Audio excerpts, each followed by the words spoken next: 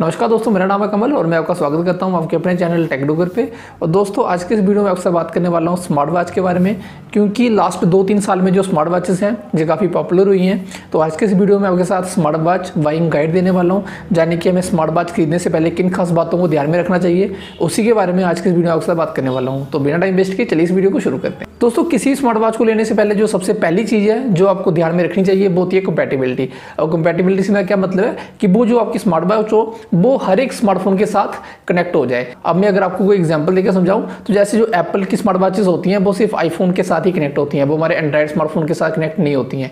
इसी तरह जो हमारी सैमसंग की वॉचेस होती हैं वो हमारी टाइजन ओएस के साथ आती हैं, वो सिर्फ सैमसंग के स्मार्टफोन के साथ ही ज़्यादा कंपेटेबल होती हैं। बाकी जो हमारे एंड्रॉइड फ़ोन या आईफोन होते हैं उनके साथ ये काफ़ी कम कंपेटेबल होती हैं। अब उसी तरह से मैं आपको यही बताना चाहता हूँ कि अगर आप कोई भी स्मार्ट वॉच लेना चाहते हो तो आप एक चीज़ को ध्यान में रखिए कि वो जो स्मार्ट वॉच है वो आपके स्मार्टफोन के साथ या चाहे वो एंड्रॉइड फोन हो या आईफोन हो उसके साथ कनेक्ट होनी चाहिए। दोस्तों उसके बाद जो आपको दूसरी चीज़ ध्यान में रखनी है वो ये है कि अगर आप फिटनेस लवर हो तो आपकी जो स्मार्ट वॉच है उसमें कम से कम हार्ट रेट मॉनिटर सेंसर या फिर जीपीएस ट्रैकर तो होना चाहिए। अब ये जो हार्ट रेट मॉनिटर है ये आपको एप्पल की जो स्मार्ट वॉचेस आती हैं उनमें देखने को मिल जाता है। उसके अलावा जो हमें और भी कंपनीज की स्मार्ट वॉच देखने को मिलती हैं उनमें भी हमें देखने को मिल जाता है।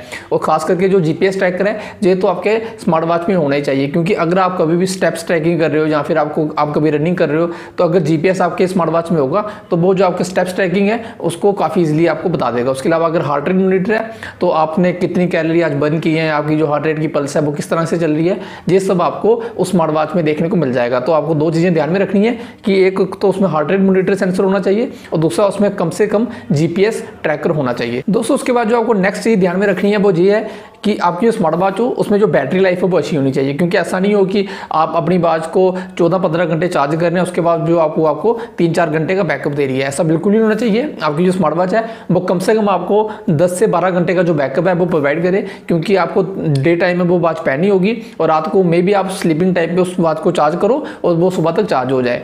तो कम से कम भी अगर आप कोई वॉच ले रहे हो तो उसका जो मिनिमम जो बैटरी लाइफ है वो आपकी 10 से 12 घंटे का बैकअप उस वॉच का होना चाहिए, तभी वो जो वॉच है उसको आप इजिली यहाँ अच्छे से यूज कर पाओगे। तो दोस्तों उसके बाद जो आपको नेक्स्ट चीज ध्यान में रखनी है वो ये है कि आपकी जो स्मार्ट वॉच हो वो आपके हाथ में कंफर्टेबल हो। यानी कि आजकल हमें मार्केट में बहुत सारी स्मार्ट वॉचेस देखने को मिल जाती हैं, जिनमें कि हमें कुछ में जो हमें रिस्ट बैंड है वो हमें स्टील का देखने को मिलता है, कुछ में हमें रबड़ का देखने को मिलता है, कुछ में लेदर का देखने को मिलता है। इवन कि मैन और वुमेन के लिए अलग अलग जो रिस्ट बैंड है वो आते हैं। तो हमें इस चीज़ को ध्यान में रखना है कि जो हमारी वॉच है वो हमारे हाथ पे अच्छे से कंफर्टेबली फिट आ जाए, क्योंकि एट द एंड आप उस वॉच को अपने हाथ पे ही पहनने वाले हो। इस चीज़ को आपको ध्यान में रखना है। उसके अलावा जो नेक्स्ट चीज़ है वो ये है कि जो हमारी स्मार्ट वॉच हो वो कम से कम ई सिम को सपोर्ट करती हो, क्योंकि अगर वो वॉच आपकी ई सिम को सपोर्ट करती होगी तो जो नंबर आपका आपके स्मार्टफोन पे चल रहा है वही सिम नंबर अपनी वॉच पे चला सकते हो और आप उसकी वजह से कभी भी कोई भी कॉल अपनी स्मार्ट वॉच से उठा पाओगे। आपको अपना फ़ोन कैरी करने की बिल्कुल ही ज़रूरत नहीं है।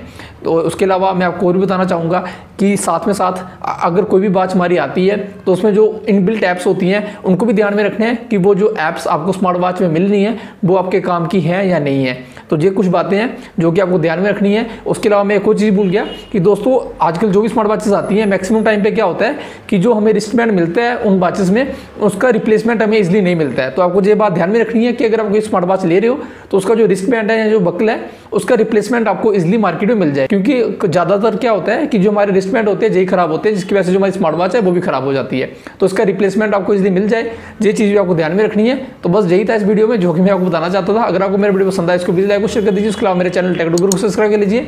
फिलहाल के इस वीडियो मुझे दीजिए इजाजत। जय हिंद।